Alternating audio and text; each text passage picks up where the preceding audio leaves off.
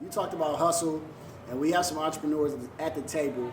So I think it's a good time to just talk about what businesses that you have, and promote all day, and then just talk about like finance, business, whatever thing that you learn that you think is beneficial for somebody else to learn. Because there's a lot of shit that we've learned through business, through whether we've had it for a few years that we didn't know when we first started, we didn't know when we were younger. So let's get into it.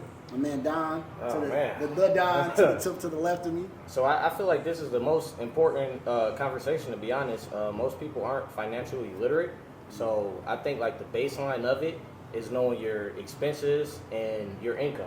If you don't know how much you're bringing in and how much going out, you'll never succeed. So I mean, before you can even start a business, that's like the baseline of it. So as far as businesses, I own a trucking company and I got some rentals.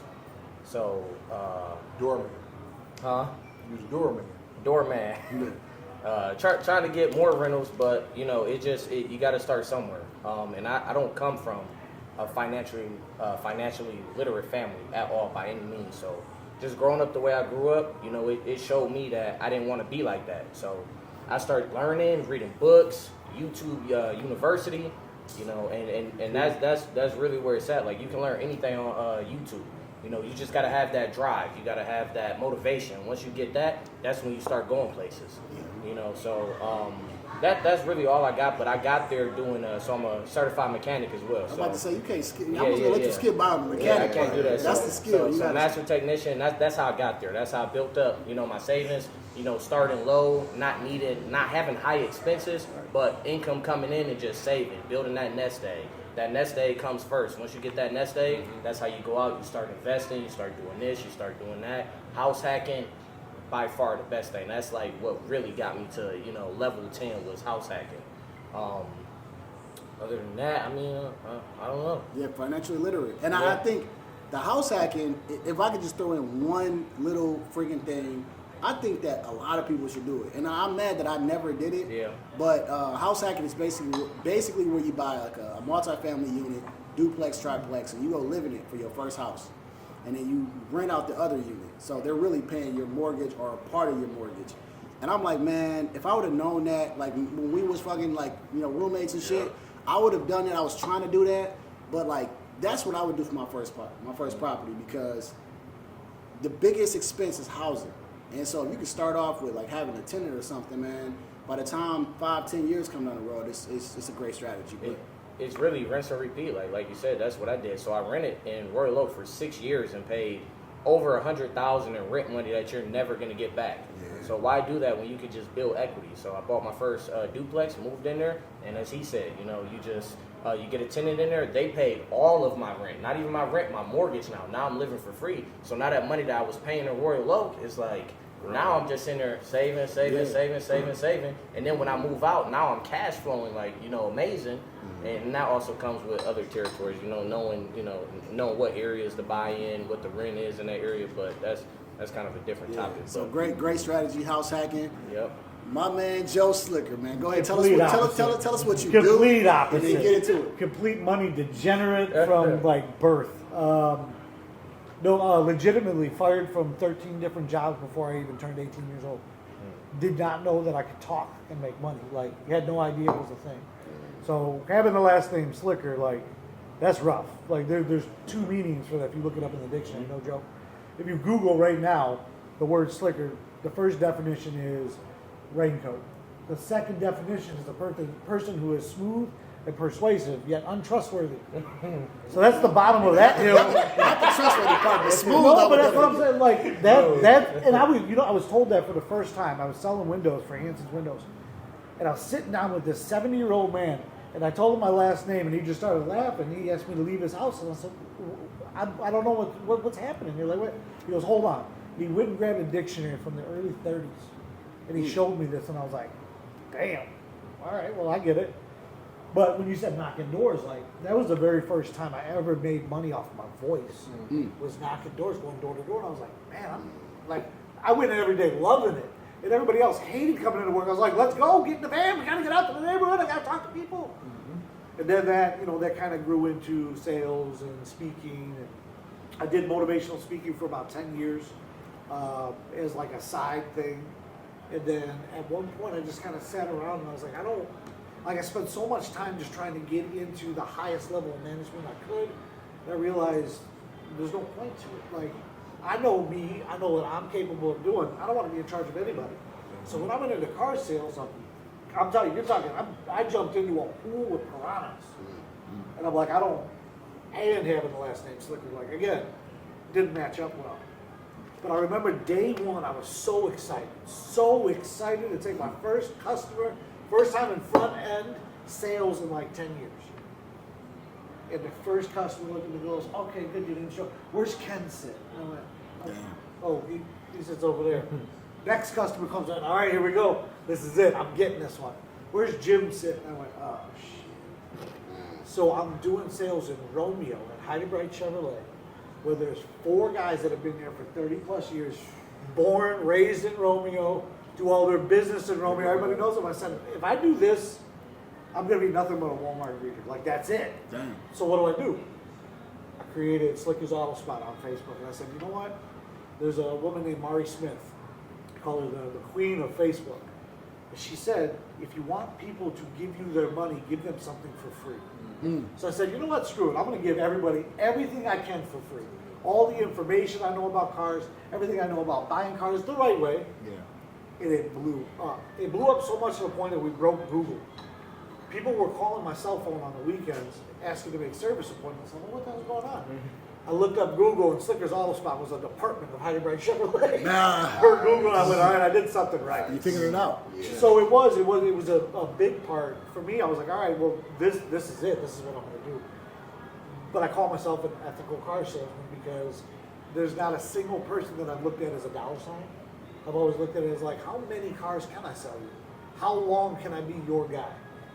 And every single person that I've talked to, it's been, I mean, you know the neighborhood. We got 296 houses in the neighborhood. I have 189 cars in the sub. Yeah.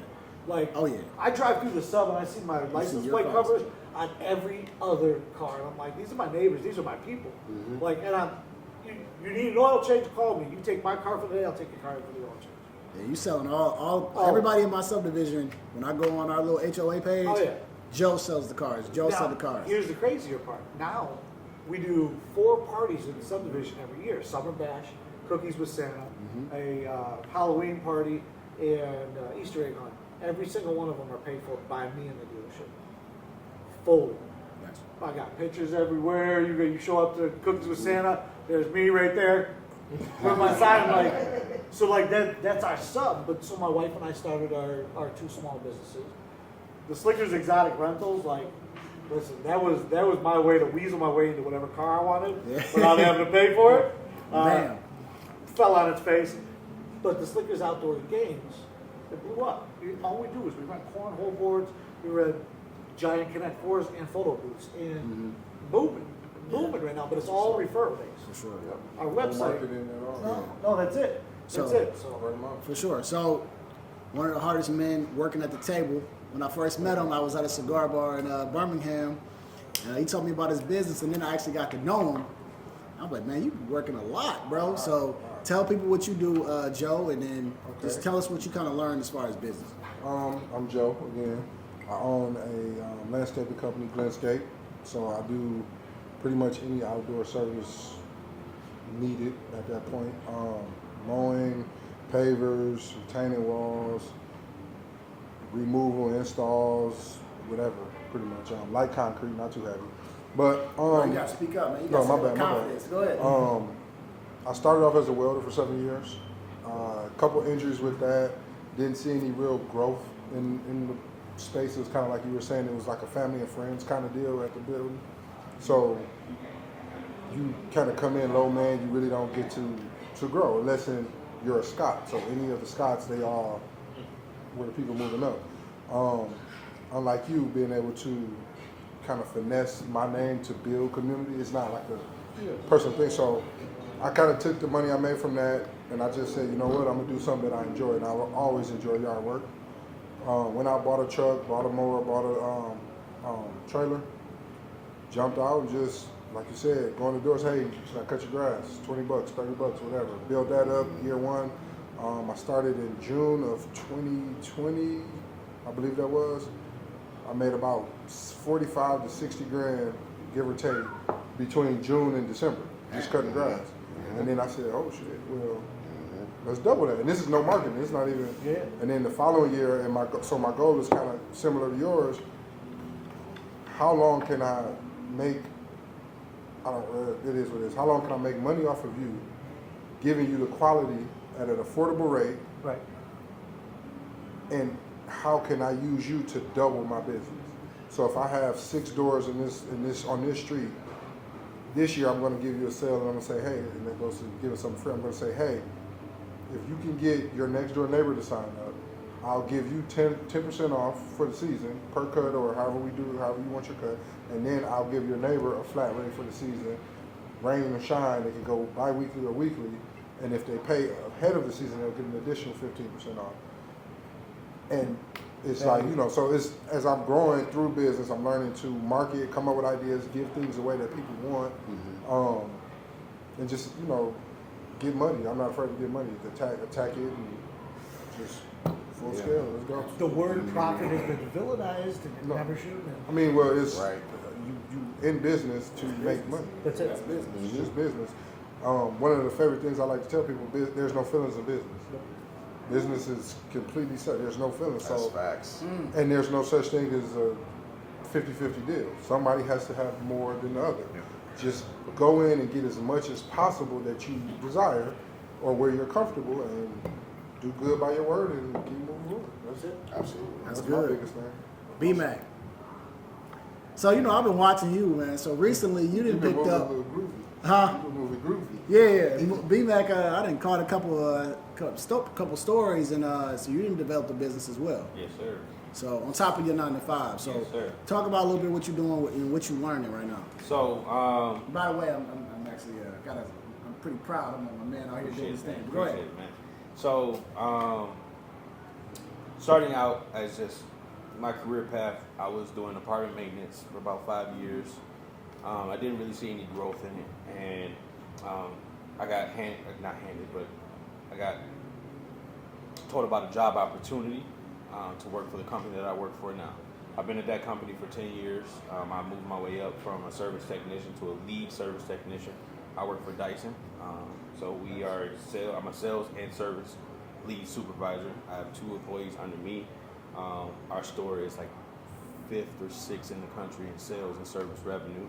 So I got to boast about that. But being a father and wanting to be able to provide for my family, I needed more. So I picked up DoorDashing a little bit after COVID, because I'm like, okay, I need more. What can I do to make more? So I started picking up DoorDashing. Landscaping was something I didn't see myself doing, I'll be honest. But one of my friends got married. He has a house in Royal Oak, and then he has this regular home that him and his wife stay in. And he said, I need you to cut the grass every week if you want to do it. No problem. I load my lawnmower up in the back of my Ford Fusion. Bam. Drive it to Royal Oak. I'll cut his grass. Come over to Troy. Cut that grass. I bag up the bags. I load them in my trunk. Take them to my job. We got a recycle bin for yard waste because they come and cut the grass. I put the bags in there. Everything's good. I hustle to show my son that you can do whatever you want to do if you put your mind to it. So that led me to cutting his neighbor's grass at his rental property. That neighbor across the street, they see me out there hustling. You pulling this lawnmower out your car? Mm-hmm. Okay. How much you charge him? I charge him this much. But if you pay me up front for the remainder of the year, I'll do it for this much. There you go. Every week, I'm cutting 2-3 different houses. I cut my neighbor's grass, a 60-year-old man. I say, hey, listen, you don't need to be out here cutting the grass. It's hot. I got you. Found value. I got you. Don't worry about it. I'll cut your grass. Don't worry about it. Because I got to cut my own grass once a week anyway. I'll just come across and cut your grass too. You don't even have to pay me. This past week, he dropped off a check for $1,200. There you go. So Free work turned into Always. to profit. So now I'm into next year. I'm gonna start my LLC. Give me a name, give me a truck, a mower, and a trailer, and it'll be my side business until I can get it big enough to where I can have an employee work it for me, and I can still work my 9 to 5, have that growing while I'm paying somebody else to work that job, and then I can start on my next thing. So sounds like that's where I'm at. a plan, man. And so, you know, right here I got my brother Trey working his way up through the corporate ladder, the 9 to 5, and just talk about the things you've learned, because I mean you've worked in freaking the defense industry, and now you're over to someone else. You don't have to discuss where you work, but you can just talk about what you've learned and the hustle, right? Because this is really what it's about. It's the hustle that you guys have, you know, that we're talking about here. Yeah, it's the hustle, man. And it's like I've worked 9 to 5 jobs, but the thing is, like we all talk about, is like, I mean, maybe unfortunately we're in a position in the world today where you kind of have to have a side hustle or something to kind of bring in that extra income to kind of help keep afloat.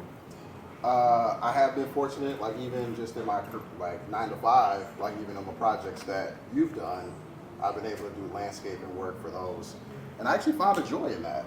I enjoy landscaping, but also like I would say last 2 years, I've been seriously looking into starting my own power washing company.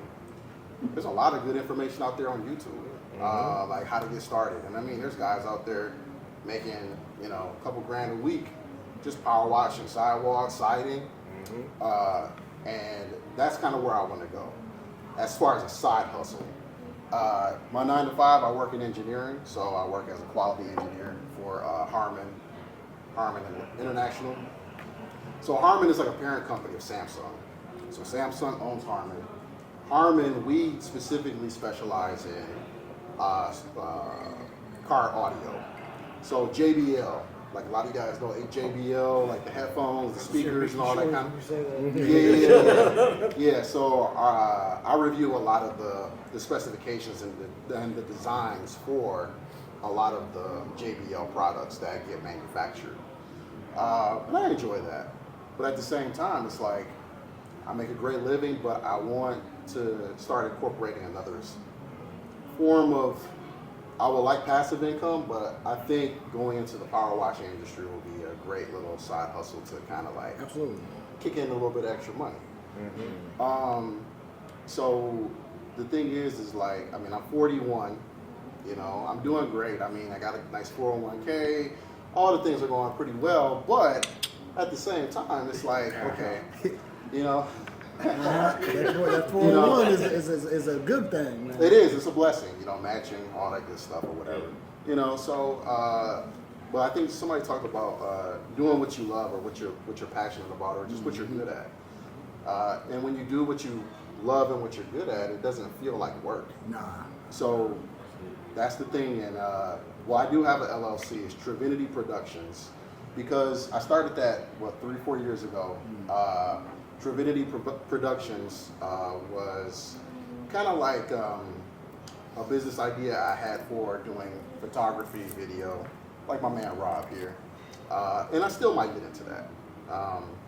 You know, so I kind of have a few different ideas that I got going on that I would like to start pretty soon. But yeah, I think, you know, all of us have that hustle mentality. And I think that's important, man. I think, you know, and I think that's just a masculine thing to do, is to always find ways to like provide. Because as men, we like to provide. We want to, I mean, not just to provide, but I mean, we like nice things for ourselves too. Absolutely. You know what I mean? Like, y'all suiting booted today, so yeah, I mean, you got the velvet. What is that, velvet?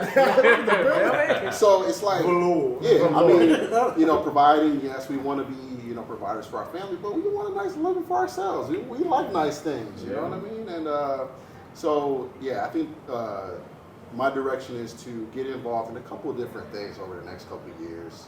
But God has been good, man. I'm blessed. Yeah.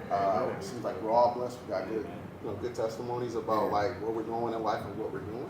Yeah. So, you know, that's where I'm at. For sure. And then, My man Dylan, man. This is Dylan is secretly my a real estate mentor, guru, a guy I learned a lot from. I've kind of seen through the years. So just kind of talk about like, you know, what you do and man, what that experience has been like. Because you shared some great things with me. Yeah, so I started just like all you guys, hustling when I was a kid, cutting grass, doing baseball card shows, all that, like when I was still getting driven, begging to get a job, begging to have my mom or dad drop me off to go wash dishes for $3.85 an hour. And then I started messing around in real estate in '99, so I always hang out with real estate people. So even to be at a table without real estate people, even if you know only some of us are in it, is weird for me. So I'm always like, they always call me an OG because now all these kids who are like 30 and under, they're like, wow, you've been in since '99? I'm like, yeah. I was 8. I'm actually the old head in the room, I think, today, you know. So, but I still do side hustles too, but they're all in real estate. So I started flipping houses, building, did my first subdivision about 5 years ago. And all along that way, I started doing coaching and mentoring because I started my own groups, more for real estate investing than just agents. And then I kind of fell in love with that part of it, helping other people. The more you help other people, the more money you're going to make, right? Mm-hmm. And then my connection just grew and grew and grew. And same thing in high school, like Joe was talking about, like, you know, I was always the connect back in the day for whatever that was. We get into talking about. Wait, what's the statute of limitations? We need some legal advice. Man, even back then, I was putting in kickers in people's cars, and I mean, I'm going back to 1990, so it was back in the day, right?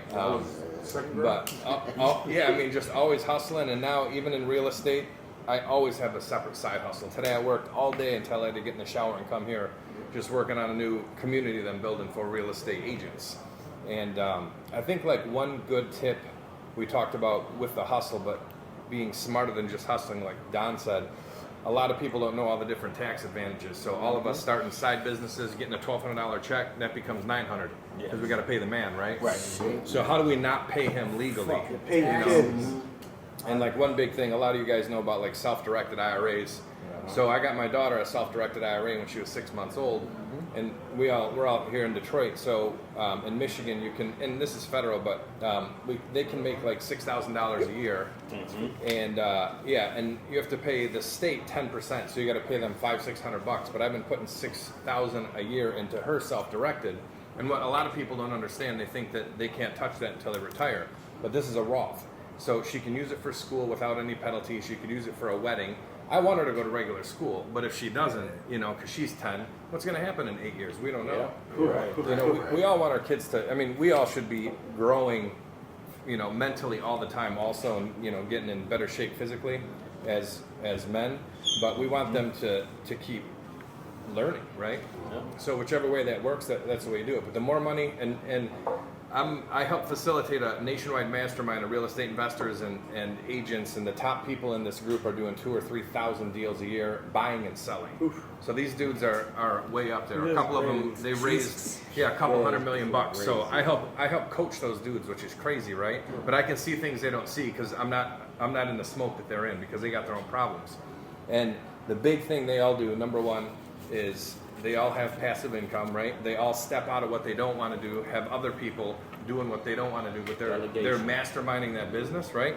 And building things for people. But the other thing is just learning all the different things that they're never going to tell us in school, unless we go to prep school with Donald Trump's son, right? None of us knew that stuff. They didn't teach us that, no matter where we went. So I think learning that and teaching that to the kids, and I used to do a lot of high school mentoring before COVID, and that's what I would teach those kids. I always had high school boys who were seniors in business class. And that was the big thing I taught those guys, and they weren't taught any of that stuff. They just taught how to play video games. They all either wanted to go to the NBA, NFL, or be video game designers. And I'm like, you're not going to do none of that stuff. You can, not that you can't, keep pushing. Right? I mean, put that weight on you and walk with it, right? And do your squats. But it's like you also got to be realistic, you know.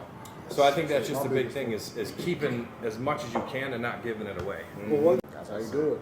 Yes, sir. And so just to end the topic off, like, so what I do, man, I got a 9 to 5. I'm in healthcare IT, and I developed real estate as my side hustle. I had a couple entrepreneur things before that. Like I tried a clothing company, right? And that just kind of just taught me a little bit about business. It was a failed business, but I learned a lot through that failure. And then one day, man, it was a Sunday. I remember I had my daughter, and it was a Sunday. I was looking at YouTube, bro, and I was like, man, I'm the same way that every one of y'all thought. I need more money, right? Because the 9 to 5 is only going to give me exactly what I signed up on that offer letter, which is this much money. I can make a little bit more over time, but I'm like, I can't really live the life that I would like to live unless I actually develop a side business or something that I love to do. And so I wrote down 10 ideas, and I put it in my safe, and I went back to that thing for the next 2.5 weeks. And I said, whatever it is that I'm going to do next, it's got to be something I want to do. And if I fail, at least it's something that I tried. And it was real estate. And I said, I know I can buy a fucking house at least in 3 years if I fail. Like, if I buy one house, I'm going to learn a lot, I'm going to enjoy it. And real estate was the next thing that I decided to pick up. And honestly, man, I what's that, trial by error. I learned a lot of shit. I just tried different things, and all of a sudden, man, I started stumbling upon, like, oh, I closed this deal, I closed that deal. One of the first things I came across was wholesaling, which was learning how to basically sell an off-market house, a real shitty house that nobody wants, that investors like. But if you can bring that deal to an investor, they'll pay you whatever that deal is, right? So you can make $5,000, and I haven't made this, but people can make $50,000 on a deal. I said, cool. So I learned wholesaling, I started learning it, and through that experience, I started seeing that, like, man, maybe one day I could flip a house, you know, because I'm selling houses to these guys, and I'm learning the game through them, how they're getting the money, and I'm like, wait a minute. So you mean to tell me that you guys aren't actually coming up with your own money? Y'all using other people's money. And I learned that from selling houses, and then I came across real estate. And thankfully, to this day, I own 3 rental properties. I've been able to flip some. They're not that smart, but they know how to use their resources. And so then so then I came across real estate, and that's what I do on my side hustle. And it's probably been one of the best things that I've done, right? So, like, I can provide for my family. It's multiple streams of income, and it's something that I plan to leave to my children. And so it's been probably one of the best decisions I made, which was developing another business to be able to say, like, damn, this is my own. This is me. Like, yeah, I go to my 9 to 5. I enjoy what I do. It's still work. But I'm like, this is me. Like, this is my own. So I've learned a lot of experiences. Taxes fucking suck. Yeah. I'll just tell you that right off the bat. But I'd rather deal with the fact that I can make as much money as I can make in a year. Because that's really entrepreneurs, the people that I looked at that were in my life that was making a lot of money, it was entrepreneurs. There's no limit to what you can make as an entrepreneur, as long as you can provide value to that person that needs that service. Right. They need landscaping. It's simple. But as simple as it is, they need it. And it's many people that need it. They need cars. You just right there in the spot, you provide that value. They need real estate, right? You need to be able to actually drop off packages to people. It's simple, but it's like, you know what? When I find that value and what people need, they pay for it.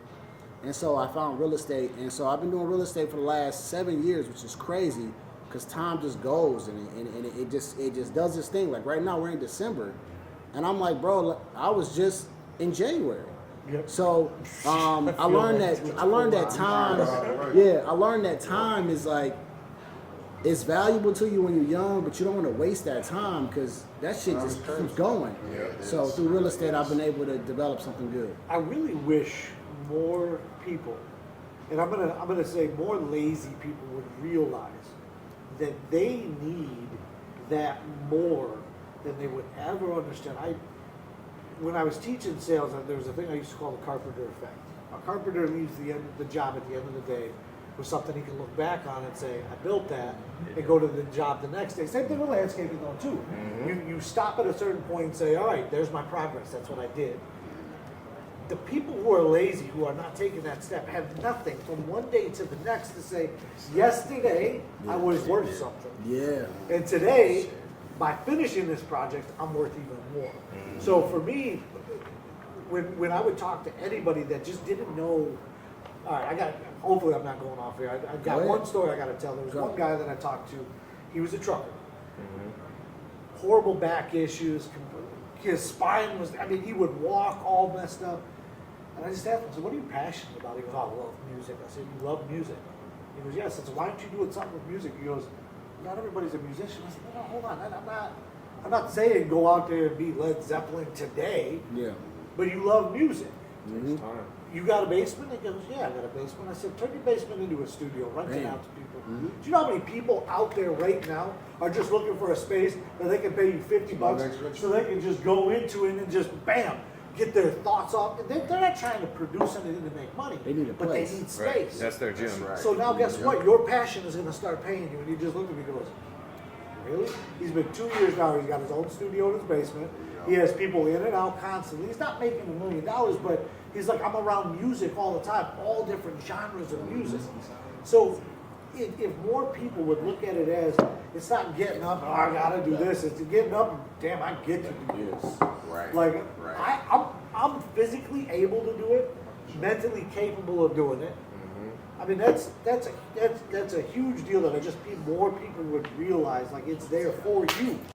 All right, so I think we got to talk about the inevitable, man. And I want to talk to the single guys at the table, and then we'll get into the married people. Because I've just been hearing, I was in the sauna with a 25-year-old. His name was Marquise, real cool guy. He was like, man, the dating market is trash. Trash. And I was